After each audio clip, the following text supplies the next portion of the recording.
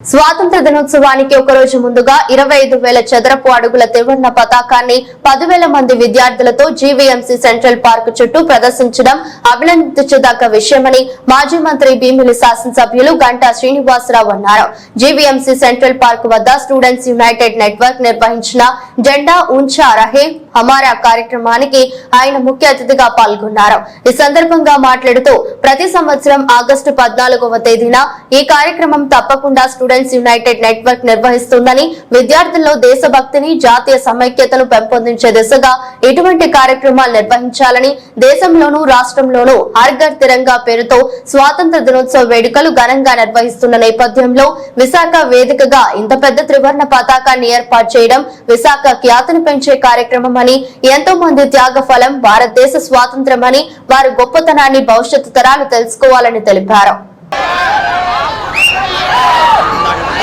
భారత్ మాతాకి భారత్ మాతాకి.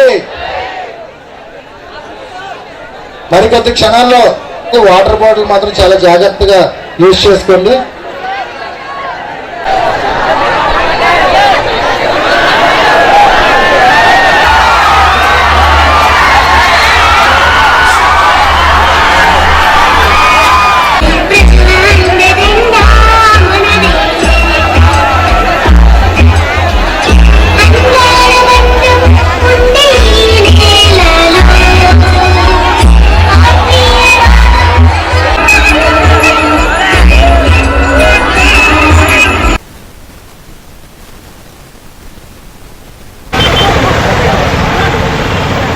అలాగే వెనకాలమని చెప్పుకోవచ్చు, లారీని ఫ్యాన్ అలా ముందుకెళ్ళమని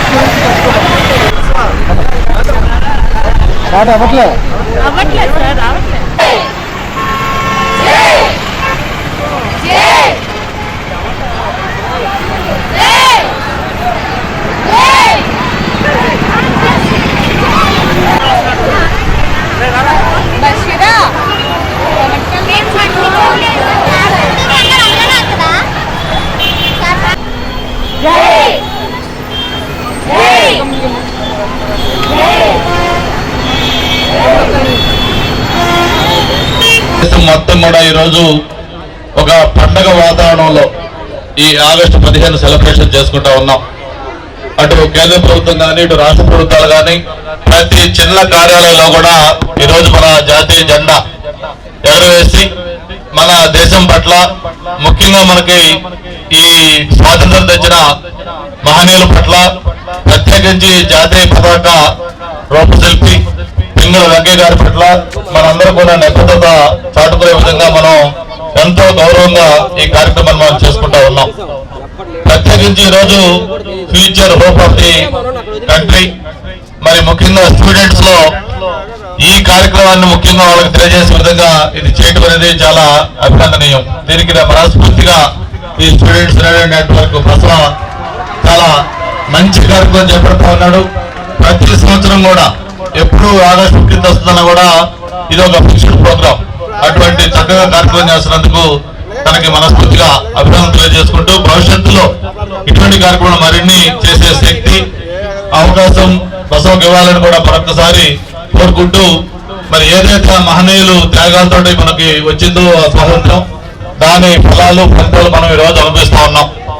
ముఖ్యంగా వాళ్ళందరూ కూడా చేసిన కృషిని, త్యాగాలను గుర్తు చేసుకుంటూ మనం కూడా ఈ దేశ అభివృద్ధిలో పాల్పంచుకునే విధంగా మనం అందరం కూడా ఉండాలని చెప్పి కూడా మరొకసారి తెలియజేసుకుంటూ, ప్రతి ఒక్క కార్యాలయంలో కూడా ఈరోజు అది ప్రధానమంత్రి కార్యాలయం కావచ్చు, లేకపోతే ముఖ్యమంత్రి ఇది కావచ్చు, లేకపోతే కలెక్టర్ కావచ్చు, మంత్రులు కావచ్చు, ఎమ్మెల్యేలు కావచ్చు, వీళ్ళతో పాటు చిన్న ఆఫీసుల్లో కూడా రోజు ఆ పతాకం ఎగరేసుకుంటా ఉన్నాం.